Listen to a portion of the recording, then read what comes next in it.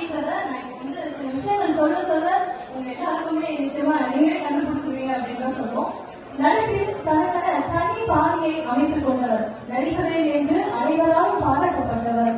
இன்றும் தொலைக்காட்சிகளில் இவர் நடித்த காட்சிகளை மக்கள் கைத்தட்டி ரசிக்கிறார்கள். அந்த குடும்பத்திலிருந்து வந்த ஒரு வாரிசு. அப்பாவுக்கு பிள்ளை தப்பாமல் பிறந்திருக்கிறார். ஒளிவு மறைவின்றி மனதில் பட்டதை வெளிப்படையாக பேசக்கூடியவர்.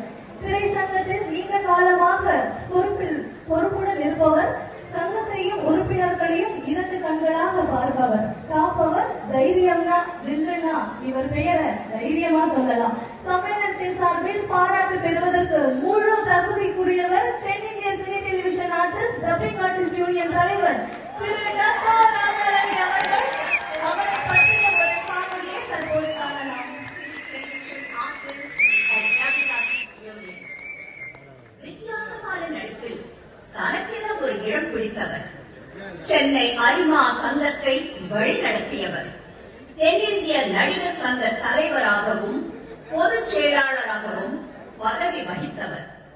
2002, 2006 வரை சைதாப்பேட்டை தொகுதியின் தமிழக சட்டமன்ற உறுப்பினர், டப்பிங் ஆர்டிஸ்ட் யூனியனின் நீண்ட கால தலைவராக பதவி வகித்து அதன் அடையாளமாகவும் திகழ்வதால் டப்பிங் யூனியன் செயல்படும் கட்டிடத்தின் பெயர் டத்தோ ராதாரவி காம்ப்ளெக்ஸ் என்றே குறிப்பிடப்படுகிறது.